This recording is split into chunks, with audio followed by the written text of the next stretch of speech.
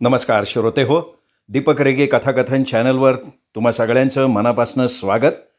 श्रोते हो, आज तुम्ही ऐकणार आहात वृंदा दिवाण यांच्या आत्मभान या कथासंग्रहातली कथा घर. बाहेर 4 दिवसांपासून पाऊस लागला होता. श्रावणी झडच होती. सारखी झिमझिम चालू होती. धारेला खंड असा नव्हता. जमीन भिजवणारा भीज पाऊस असतो. उंबरेवर उभं राहून कावेरीबाईंनी हात पावसात धरून पाहिला.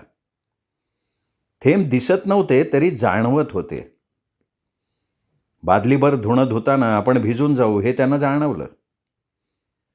आजही स्वयंपाकघरातल्या टिचभर मोरीतच धुणं धुवायला लागणार म्हणून त्या नाराज झाल्या. मोरी इतकी छोटी होती की सबंध धुणं वाकून अंग आखडून धुवावं लागे. कपडे आपटता येत नसत का धोपटता. कसे तरी पाण्यातनं काढायला लागत. पाणी दाराशी ठेवलेल्या ड्रममधून आत आणावं लागे. आणताना थोडं सांडे, ओली पावलं घरभर उमटत, धुणं झाल्या झाल्या घर पुसावं लागे. सगळ्या घरालाच ओला चेंबट वास मारी. पाणी जमिनीत मुरून अर्ध्या भिंतींना धरलेली ओल कुबट्ट वास मारी. 2 बादल्या आणून पाणी त्या छोट्याशा न्हाणीघराजवळ आदळत कावेरीबाई दुसऱ्या खोलीत पुस्तक वाचत बसलेल्या भास्कररावांना ऐकू जाईल अशा हेतूनं म्हणाल्या, काय तरी मेला हा सुडकरी पाऊस. 4 दिवस 4 रात्री झाल्या पडतोच आहे. कितीतरी दिवसापासनं त्यानं असा चेंगटपणा दाखवला नव्हता. कधी हटेल कोण जाणे. मला अंथरुणात पाडेल आणि मगच जाईल. या एवढ्याशा मोरीत पाटावर कपडे चुपकायचे म्हणजे तारेवरची कसरतच आहे. बाहेरून पाणी आणा आणि आत धुवा. त्या तणतणत होत्या. भास्करराव हातातलं पुस्तक वाचण्यात दंग होते. रिकाम्या बादल्या उचलून त्या स्वयंपाकघराच्या दाराशी आल्या. ड्रमातून पाणी काढलं. 2 बादल्या भरल्या. वाकून धुणं धुतल्यामुळे कंबर दुखत होती. क्षणभर कावेरीबाई कमरेवर हात ठेवून उभ्या राहिल्या. छाती भरून श्वास घेतल्यावर त्यांनी भास्कररावांच्या खोलीत नजर टाकली. पायावर पाय घालून पायाला झोका देत भास्करराव पुस्तकात मग्न होते. कावेरीबाईंना वाटलं मरमर तेवढी आपलीच. बघा कसे मजेत वाचत पडलेत ते. मला पोथी वाजायला 11 वाजतात. आत काहीतरी धुमसत होतं. परिस्थितीवर चिडता येत नाही म्हणून त्या स्वतःवरच चिडत होत्या. त्याच रागात त्या म्हणाल्या, या एवढ्या बादल्या आत नेऊन द्या बरं. कंबर भरून आली आहे. उठल्यापासून हाताला दम नाही. काम आणि काम. पुस्तकातून नजर न काढताच भास्करराव म्हणाले, टाक की एकाच बादलीत पिळून. पाऊस थांबल्यावर धू. हौदातनं 4 बादल्या पाणी बदलून. रागानंच कावेरीबाईंनी बादल्या उचलल्या. न्हाणी घरात नेल्या. ते एवढ्याशा मोरीत बादल्या मावत नव्हत्या. एक मोरीत आणि एक बाहेर ठेवून त्यांनी कपडे खळबळायला सुरुवात केली.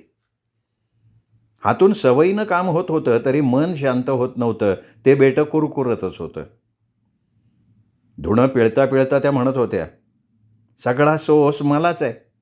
कंबर दुखो की पाय दुखो.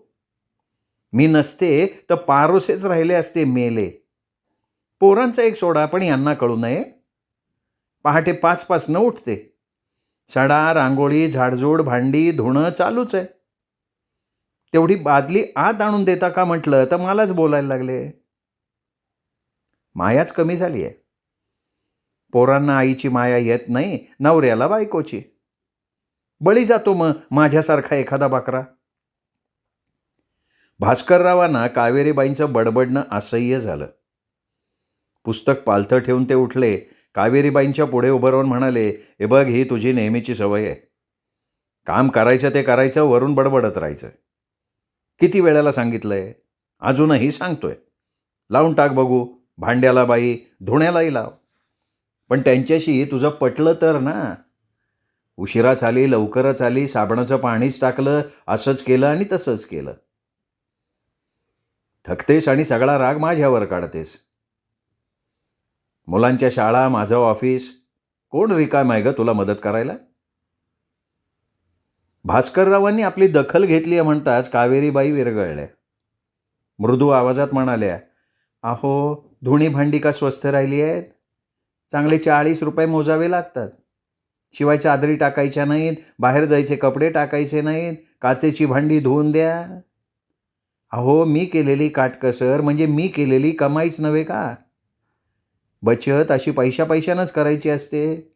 तुमचे एकटेचे हात कुठं कुठं पुरणार? कष्टानं होत असलेल्या बचतीचं समाधान त्यांच्या चेहऱ्यावर पसरलं.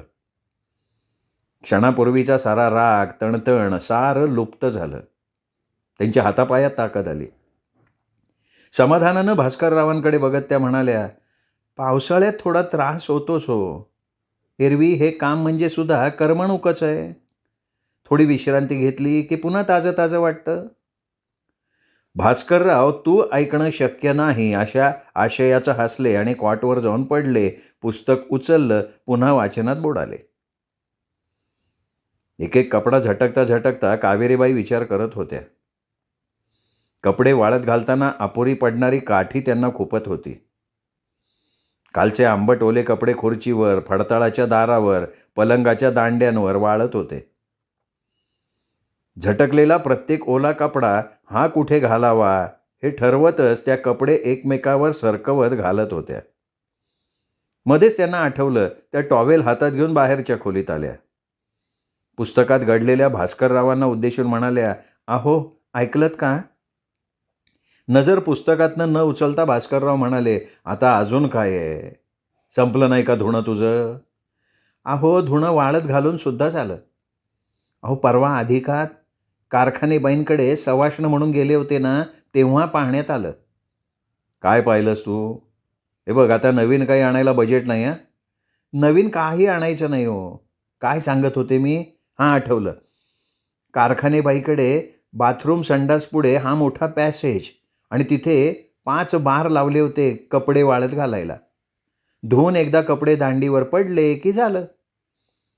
पाऊस आला, कपडे उचला नाही की उन्हात विटतात म्हणून पाळत ठेवून वाळवणं नाही. तुम्ही बघाच एकदा ती सोय. कारखाने येतात भजनाला, तेवढ्यासाठी त्यांच्या घरी जा, त्यांची ओळख करून घ्या.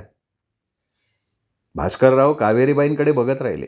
भारोन म्हणाले, तू आली आहेस ना बघून, पुरे. आपल्या घरातल्या सगळ्या सोयी तुला हव्या तशा करू. कोणाच्या घरात काय चांगलं आहे ते बघून ठेव. कुठे ओटा चांगला असतो, कुठे स्वयंपाकघर प्रशस्त असतं, कुणी देवघर सुबक बांधतो. लाजत कावेरीबाई म्हणाल्या, उगाच मला लाजवू नका. आपल्या कमी बजेटात का सगळ्या सोयी होणार आहेत? मी आपलं सुचवलं. झटकन कॉटवरनं उठत भास्करराव म्हणाले, अगं का नाही होणार?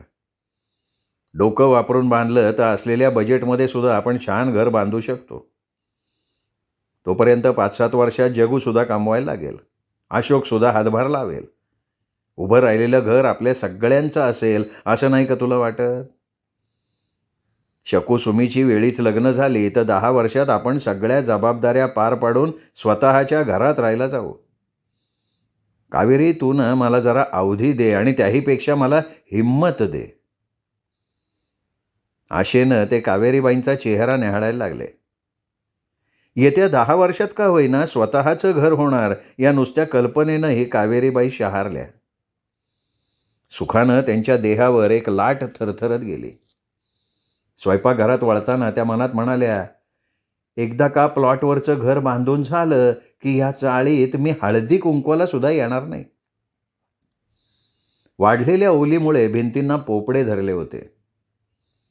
पत्र्याच्या त्या 2 खोल्या पुरवता त्यांना त्रास व्हायचा. त्यातून त्यांना गारठ्याचा त्रास व्हायचा. सगळं अंग आखडायचं, ठणकायचं. कधी गुडघाच धर, कधी पाठच धर असं चालायचं. ओल्या कुबट्ट वासानं तर त्या गुदमरत म्हणून मोकळ्या हवेतल्या गणपतीच्या मंदिरात नेमानं जात असत.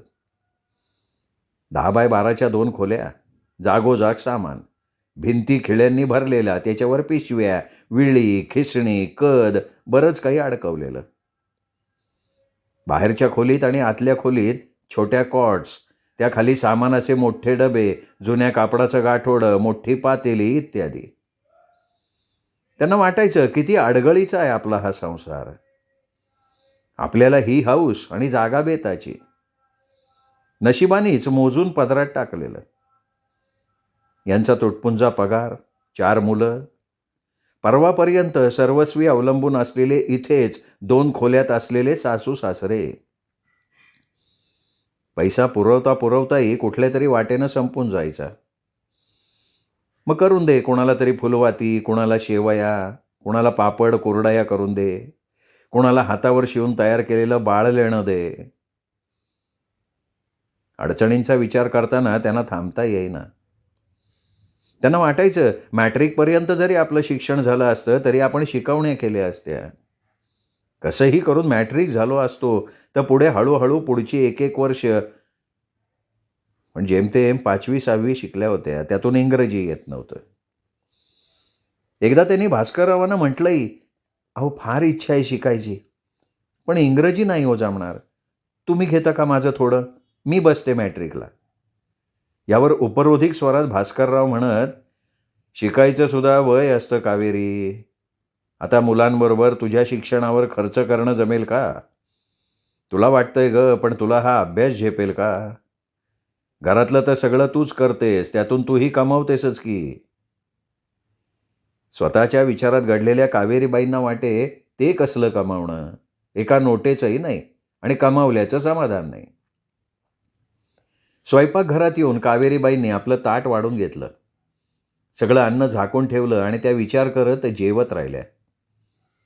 भरल्या ताटावर बसल्यावर त्यांचं मन शांत झालं, भगभग थोडी कमी झाली. त्यांना आठवला तो माहेरचा मोठा चौसोपी वाडा, मोठं अंगण, अंगणातलं प्राजक्ताचं झाड. पावसाळ्यात झोपेतून जागं होऊन त्या अंगणात येत तर पायतळी अंगावरची सगळी फुलं पसरून प्राजक्त शहारताना दिसे. त्याच्या भिजल्या फुलांचा मंद धुंद सुगंध त्यांना आनंदित करत असे. त्यांना वाटे प्राजक्ताशिवाय अंगण म्हणजे अंगणाशिवाय घर. म्हणून कावेरीबाईंनी ठरवलं होतं स्वतःचं घर झालं की अंगणात प्राजक्त लावायचा. मध्ये कृष्ण तुळस बाळगणारं मोठं वृंदावन बांधायचं.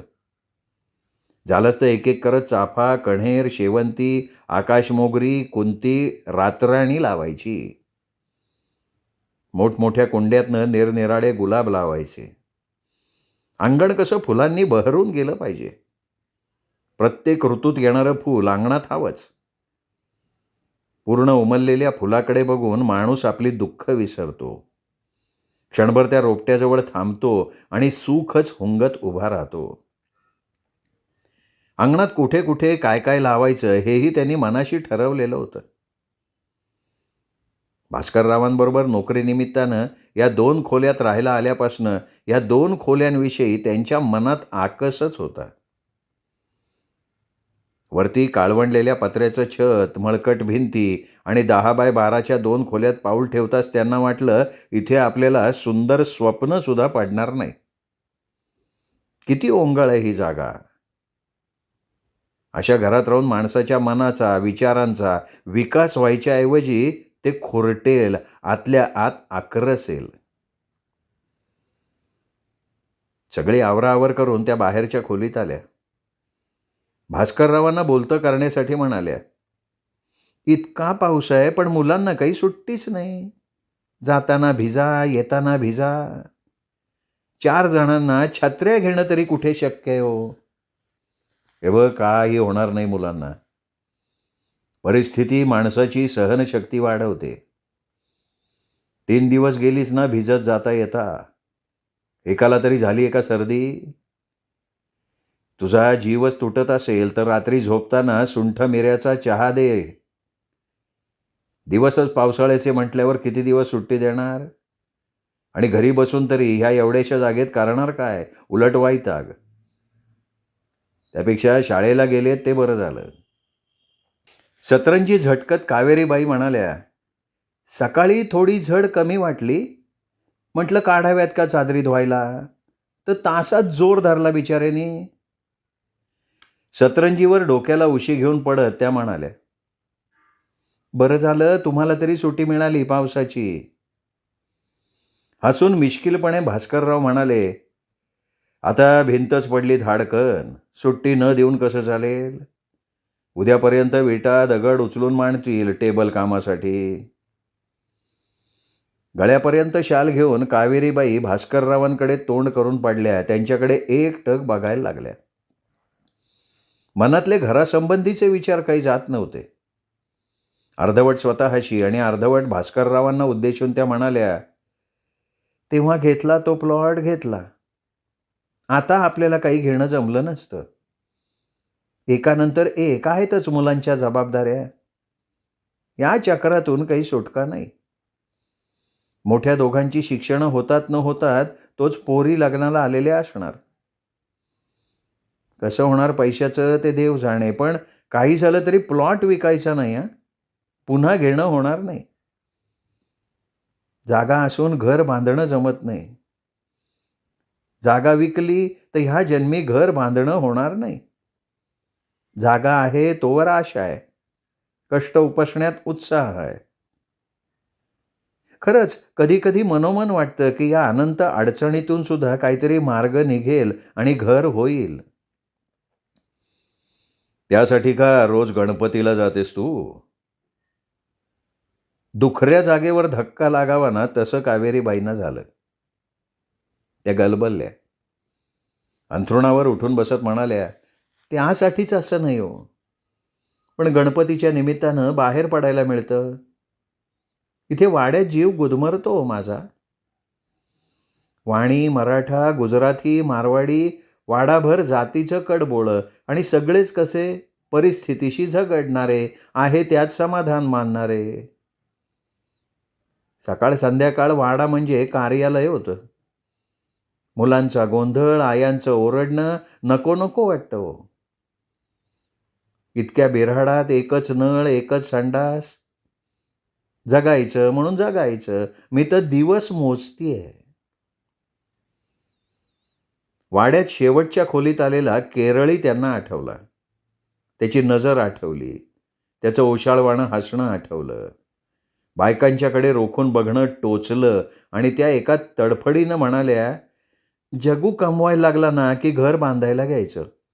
एक मोठी खोली बांधू, संडास बाथरूम करू, जाऊ राहायला. पुढचं बांधू हळूहळू जमेल तसं. इथे भाडं मोजून अडचण सोसतोय ना, तिथे स्वतःच्या घरात आनंदानं सोसू. कसं काय इतक्यात जमेल देव जाणे. अजून कुणाचंच घर तिथे झालेलं नाहीये. एकट्या बिऱ्हाडानं असं गावापासून दूर राहायला जाणं धोक्याचं आहे.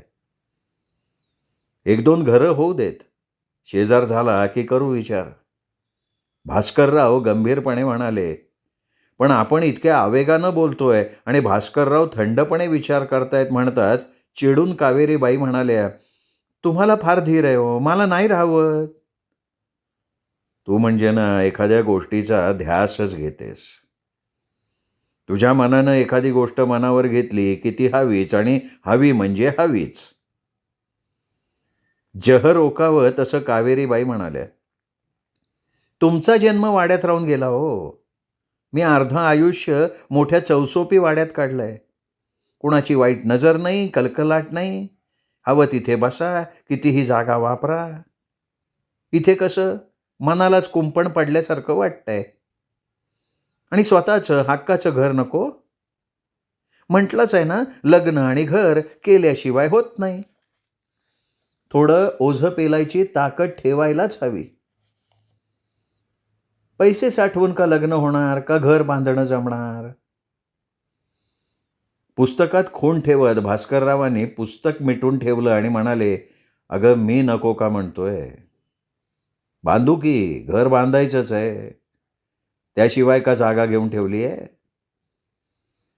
दुसऱ्याही गोष्टींना घर बांधण्या इतकंच महत्त्व आहे. तुला जागा आवडत नाही, कबूल. तुझं आयुष्यच चांगल्या प्रकारे गेलं. पण विचार कर, चांगल्या वस्तीतली जागा आपल्याला परवडणार आहे का? कमाईत 700-800. 300 रुपयांचं घर घेऊन काय समाधी लावून बसायचं? 35 रुपयात 2 खोल्या कुठे मिळणार? आपण सोडली ना तर हीच जागा 150ला जाईल. आज 40 वर्षांपासून इथे 2 पिढ्या आपल्या राहिल्या आहेत म्हणून फक्त मागच्या वर्षी 5 रुपये वाढ केली आहे. तुम्हा बायकांचा ना उतावळेपणा फार. लगेच चिडता आणि विचार न करता फाड फाड बोलून मोकळ्या होता. अजून 10 वर्ष तरी इथेच राहावं लागणार आहे, मग ते तुझ्या मनात असो किंवा नसो. मुलांची शिक्षणं, पोरींची लग्न उरकू आणि मग निवांतपणे स्वतःच्या घरात राहायला जाऊ. अहो, तोपर्यंत मी या ओलीत वावरून सांधेदुखीनं अंथरूण धरून पडीन. स्वतःच्या घरात फिरायला सुद्धा जमणार नाही मला, त्या चडफडत म्हणाल्या. भास्कररावांनी कुठून तरी 20-25 हजार कर्ज काढावं, ते हळूहळू फेडावं, तोपर्यंत मुलंही कमावतील. मग वाढवू की घर, असं त्यांना वाटे. पण कर्ज म्हटलं की भास्करराव घाबरत. ते म्हणत, हे बघ, कर्ज काढू पण आत्ता नको. आहे तोच पगार पुरत नाहीये संसाराला, त्यातून नव्या काळज्या नको. कसलीही काळजी न लागणारं 2 खोल्यांचं घर त्यांना आवडे. कावेरीबाई म्हणाल्या, तुमचं ठीक आहे. 10 ते 6 वाजेपर्यंत बाहेर, आले जेवले की झोपले. मला मेलीला तोंड द्यायला लागतं ना सगळ्या अडचणींना आणि सगळ्या प्रकारच्या माणसांना. भास्कररावांनी पुन्हा पुस्तक हातात घेतलं, ते वाचायला लागले, त्यात बुडून गेले. कावेरीबाईंनी कूस बदलली, डोळे मिटले. मिटल्या डोळ्यांपुढे त्यांना त्यांचं छोटंसं हवेशीर घर दिसलं. फुलाझाडांनी सजलेलं अंगण दिसलं. कृष्ण तुळस मंजिऱ्या हेलावत मंद झुलताना दिसली. अंगणात हिरव्यागार शिणसड्यावर मन लावून काढलेलं स्वस्तिक दिसलं आणि त्या झोपेतच स्वतःचं घर बघून हसल्या. स्वप्नसुखानं त्यांचा चेहरा पूर्णपणे उमलून आलेला होता. त्यावर समाधान सुगंधासारखं पसरून होतं, दरवळत होतं. कावेरीबाई दिवस रेटत होत्या. येणारा प्रत्येक दिवस त्या वजा करत होत्या. जगू मॅट्रिक बऱ्या मार्कानं पास झाला आणि कावेरीबाईंनी निश्वास सोडला. त्याच्या नोकरीसाठी धडपड सुरू केली. तो दूध डेअरीत लागला. सुरुवातीलाच 500-600 पगार मिळायला लागला. वर्षानं तो 6 महिन्यांच्या ट्रेनिंगला जाणार होता. मग त्याला 100-150 रुपये पगार वाढवून मिळणार होता. कावेरीबाईंनी ठरवलं होतं की जगू ट्रेनिंगहून आला की सोसायटीतर्फे कर्ज काढायचं आणि घर बांधायला सुरुवात करायची. एकाच्या पगारात पूर्वीप्रमाणे संसार रेटायचा आणि एकाचा पगार घर बांधण्यासाठी वापरायचा. सुनेला नव्याच घरात आणायची. स्वतःचं घर म्हटल्यावर सून सुद्धा चांगल्या घरातली मिळेल. आपले झाले तेवढे हाल पुरेत, सुनांचे होऊ नयेत. त्या इमले बांधत होत्या, स्वप्नात रंग भरत होत्या. आणि जगू ट्रेनिंगला असताना भास्कररावांना ऑफिसातच हार्ट अटॅक आला. घरी आणेस्तोवर सगळं संपलेलं होतं. बघता बघता भोवती काळोख पसरला. कावेरीबाईंना वाटलं सगळं आयुष्यच आपल्या भोवती गाऱ्या गाऱ्या भिंगोऱ्या खेळतंय. आपण भेडू शोधतोय आणि तो भेडू काही सापडत नाहीये. रिंगणातनं बाहेर पडणं त्यांना जमत नाही. मनात नसतानाही या काळोखात ओढल्या जात आहेत, फिरतायत. भास्करराव गेले हे सत्य स्वीकारणं त्यांना कठीण गेलं. कितीतरी दिवस त्यांनी सुन्नपणे काढले. त्यांची सगळी स्वप्नच त्यांच्या पुढ्यात राख होऊन पडली होती. त्यांची सगळी उमेदच नष्ट झाली. भकासपण त्यांच्या जगण्याला बुरशीसारखं चिकटलं. 2-4 महिने असेच गेले आणि एक दिवशी ऑफिसातून दमून आलेला जगूही जेव्हा उदासपणे बसलेला त्यांनी बघितला, तेव्हा त्यांनी स्वतःशीच ठरवलं की आता इथून पुढे जगायचं ते मुलांसाठी. अगोदर गांजून टाकणारी परिस्थिती, त्यातून आपण त्यांना आधार देण्याऐवजी स्वतःच्या दुःखापायी कोंडून घेतलं तर मुलं कळ्या करपल्यासारखी करपून जातील, उद्ध्वस्त होतील. आपल्या शक्ती एकवटून आपण जगूच्या पाठीशी उभं राहिलं पाहिजे. सगळा भार जगूवरच पडलाय याची त्यांना जाणीव झाली. त्या सावरल्या. त्याने ठरवलं जगूचं मनोधैर्य गमावता कामा नये. इतर भावंड तर लहानच आहेत, आपण त्याच्या पाठीशी उभं राहायला पाहिजे. जेमतेम 6 महिने घरात येणाऱ्या पैशाची बेरीज झाली होती, पण अचानकपणे भास्करराव पटावरूनच उठून गेल्यामुळे कावेरीबाईंनाच उरलेला आयुष्याचा सारीपाट खेळायचा होता. पुन्हा चहूकडे वजाबाकीच करायला लागणार होती. सगळ्या बाबतीत तडजोड आलीच, तीही जाणीवपूर्वक, भावनांवर, खर्चावर संपूर्ण ताबा ठेवून. 20-25 हजार भास्कररावांच्या मृत्यूनंतर त्यांच्या हातात पडले. जगूला सांगून त्यांनी ते बँकेत ठेवले आणि म्हणाले, असू देत, बँकेत राहिले तरच आपण खर्चणार नाहीत ते, नाही तर कापरासारखे संपून जातील तेही पैसे. मुलींची लग्न होतीच, पैशाची तेव्हा खरी गरज होती. जगूमुळे किमान गाडा रेटता आला असता. एकटे असताना कावेरीबाईंना वाटे की हे असं कसं झालं. बहराची वाट बघावी आणि झाडाला आतून कीड लागून ते उन्मळून पडावं, हा योग आपल्याच बाबतीत का घडावा. 50शीतच भास्करराव अचानक जावेत. मनातले कढ त्या मनातच ठेवत. मुलींना स्थळं चालून आली आणि कांता आणि गौरी यांची त्यांनी लग्न उरकून घेतली. एकीचं 17व्या आणि दुसरीचं 18व्या वर्षी लग्न झालं. कावेरीबाईंना उतरल्यासारखं वाटलं. भास्करराव असते तर मुलींना कॉलेजात घातलं असतं, पदवीधर केलं असतं. शिक्षणासाठी आपला जीव तळमळतोय, पण आपण तरी कुठे मुलींना शिकवलं, ही त्यांची खंत. मुलींच्या लग्नामुळे जगूच्या डोक्यावरचा भार कमी होणार होता. त्यांनी तोलामोलाचं स्थळ पाहिलं आणि कार्य उरकून घेतली. अशोकही मॅट्रिक झालाच होता. जगू म्हणाला, आई, अशोकला कॉलेजला घालावं म्हणतो, चांगले मार्क आहेत त्याला. कावेरीबाई जगूला अशोक देखत म्हणाल्या, अरे तू का कमी हुशार होतास, जुंपलासच की नाही नोकरीला, नंतर तर सगळं तुलाच सांभाळावं लागलं. त्याची जिद्द असेल तर नोकरी करत तो शिकेल, स्वतःच्या पायावर उभं राहिल्याशिवाय आच लागत नाही. यावर दोघेही गप्प राहिली. नंतर जगू बाहेर गेला. अशोकसाठी चहा करत कावेरीबाई म्हणाल्या, अशोक, तुला वाईट वाटेल, पण जगूनं तरी त्याच्या उमेदीची किती वर्ष वाया घालवायची. तुझ्या शिक्षणावरच्या खर्चात मला त्याचं लग्न उरकायचं आहे. तो थोडंच आपणहून म्हणणार आहे, आई माझं लग्न कर. आता त्याचीही 25शी उलटली आहे, त्यालाही मुली सांगून येत आहेत. कसा तरी चहा संपून अशोक म्हणाला, माझी कुठे काय तक्रार आहे, मलाही तसंच वाटत होतं. आता शिकत राहण्यापेक्षा दादाला मदत करावी असं वाटतंय. त्यांनी खांद्यावर घेतलेलं ओझं आपल्याही खांद्यावर घ्यावं असं वाटतंय. कावेरीबाई मायेनं अशोककडे बघायला लागल्या. त्यांच्या डोळ्यात बघता बघता पाणी जमायला लागलं. पदराच्या टोकानं त्यांनी डोळ्यात जमणारं पाणी टिपलं. अशोकचं बोलणं ऐकताना त्यांना आतून भरून आल्यासारखं झालं होतं. पुन्हा त्या स्वतःशीच विचार करत राहिल्या.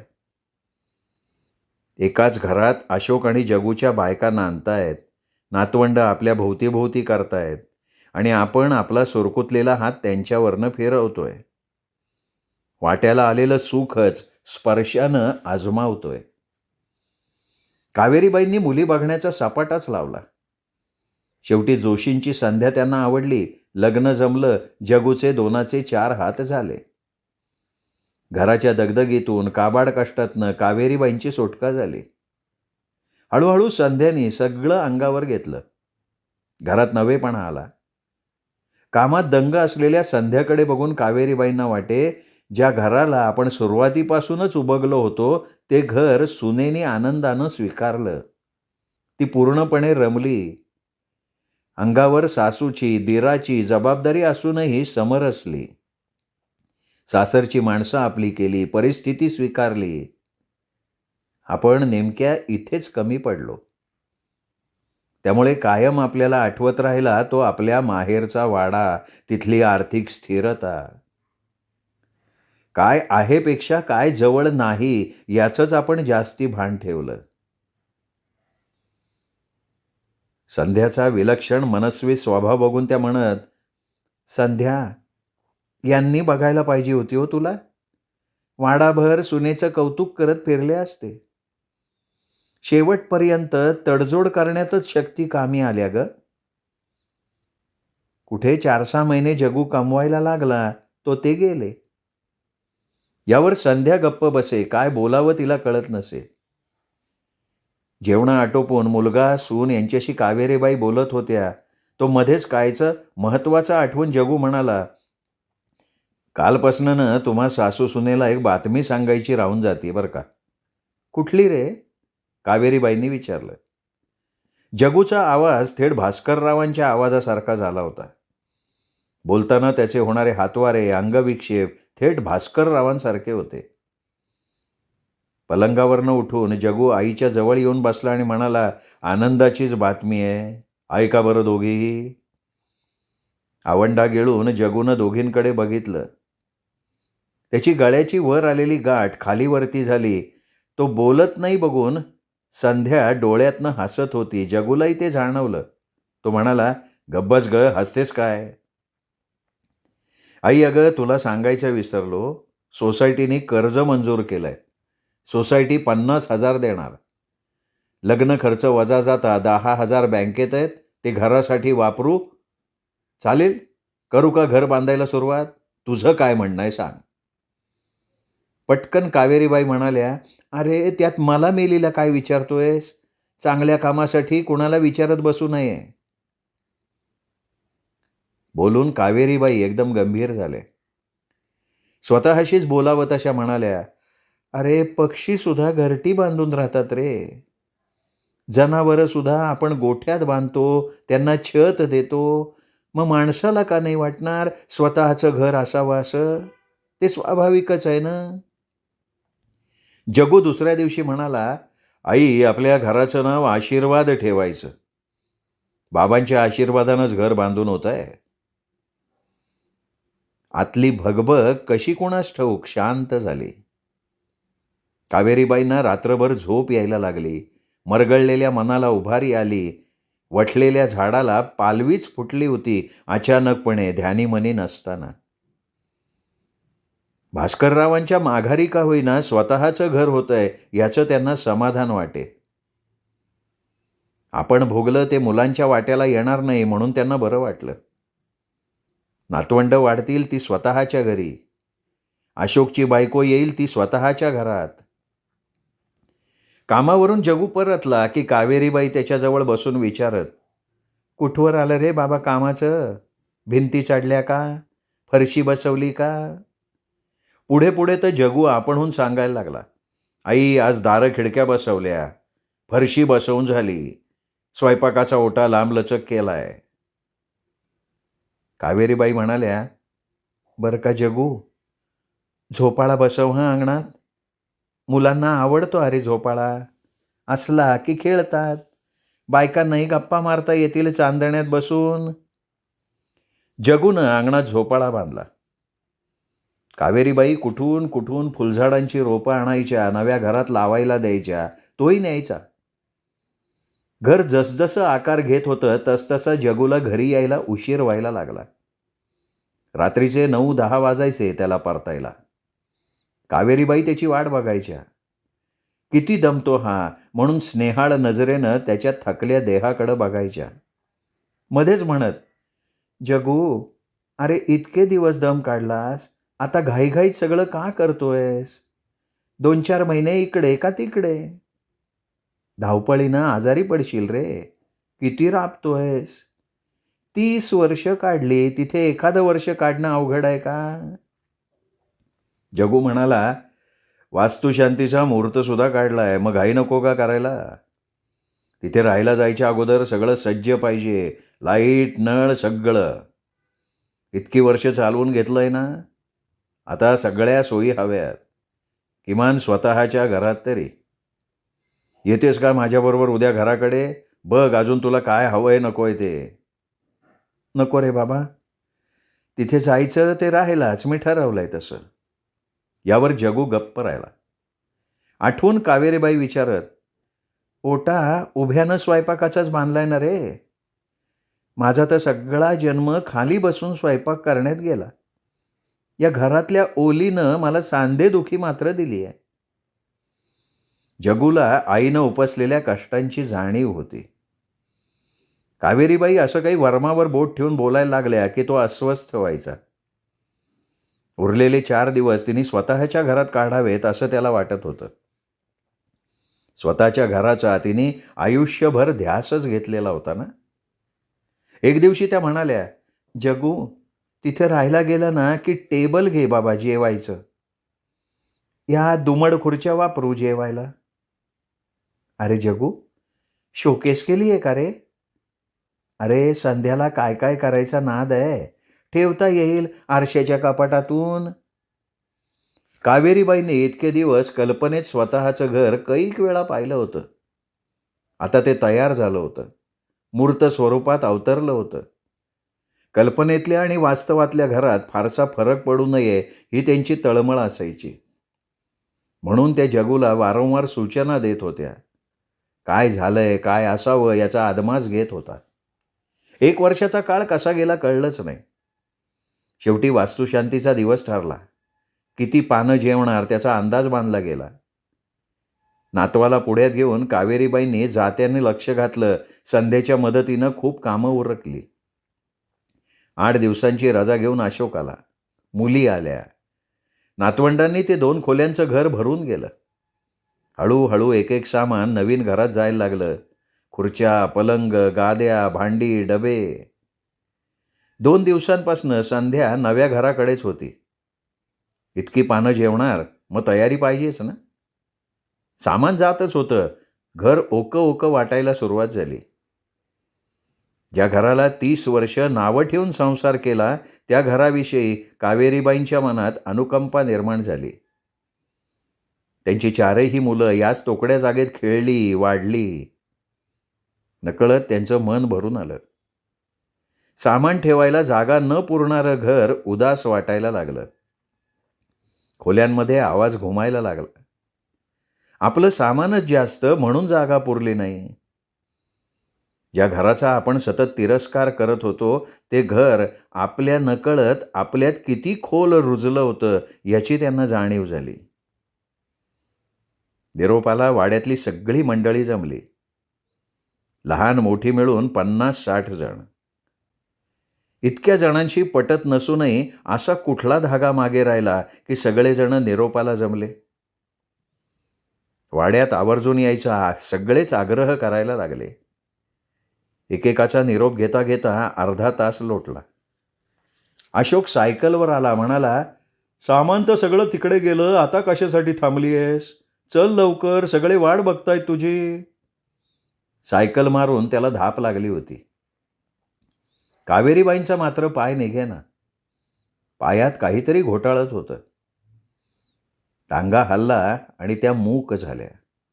डोळे फक्त वाहत होते. अशोक त्यांच्याकडे बघतच राहिला. नवं घर येईतो त्यांच्या डोळ्याचं पाणी खंडत नव्हतं. इथे त्यांच्या स्वागताला मुलं, मुली, जावई, नातवंड, नातलग उभेच होते. टांग्यातून उतरून त्यांनी घरात प्रवेश केला आणि वरती बघितल्यावर त्यांच्या नजरेला पडला तो भास्कररावांचा मोठा केलेला फोटो. त्यांना भास झाला. भास्कररावांचे हसरे डोळे म्हणतायत की ये कावेरी, ये आत ये. मी नाही तरी जगूनी तुला घर दिलं, तुला हवं तसं, तुझ्या मनाजोगतं. त्या हॉलमध्येच मटकन फोटोकडे बघत बसल्या. इथं भास्कररावांची जागा फक्त चौकटीत होती. उलट जुनं घर त्यांच्या सहवासानं व्यापलेलं होतं. या नव्या घरात भास्कररावांचा वावर कुठेच असणार नव्हता. जुन्या घरात त्यांना वळकट्यांवर, दाराच्या चौकटीवर, ओट्याजवळ, पाटावर कुठे कुठे भास्कररावांचा भास व्हायचा. भास्कररावांचा वावर नसलेलं नवीन घर त्यांना एकदम परकं वाटलं, दूरचं वाटलं. कुठलाच सुखदुःखाचा दुवा न सांधणारं वाटलं. जुनं घर सोडताना त्यांना जड का गेलं ते लक्षात आलं आणि हुंदके अनावर होऊन त्या मुसमुसून रडायला लागल्या. इकडे घरात जेवणाची तयारी चालू होती. नव्या कपड्यातली उत्साही माणसं वावरत होती. घरावर दिव्यांच्या माळा चमचमत होत्या. गाण्याच्या रेकॉर्ड्स वाजत होत्या. सोहळ्याची जाहिरात होत होती. सुख, उत्साह दाखवला जात होता. कावेरीबाई उदास, भकास नजरेनं नव्या घरात हरवून बसल्या होत्या. कोणी त्यांची दखल घ्यावी ही त्यांची मुळीच इच्छा नव्हती. शेणवटा वाढला तशा डोळे मिटून त्या तिथेच कलंडल्या. श्रोते हो, तुम्ही ऐकत होता तर वृंदा दिवाण यांची घर ही कथा. कथा कशी वाटली कमेंट करून जरूर कळवा. या कथेचा कथा तुम्हाला आवडली असणार आहे, त्यामुळे लाईक करा. ही कथा आपल्या कथाप्रेमी मित्रपरिवारात, नातेवाईकात शेअर करा आणि मुख्य म्हणजे कायम भेटत रहा दीपक रेगे कथाकथन चॅनलवर. अशाच उत्तमोत्तम लेखकांच्या कथा, कादंबरी ऐकण्यासाठी. कारण दीपक रेगे कथाकथन चॅनल म्हणजे कथा, कादंबरी आनंदाचा अत्युच्च ठेवा.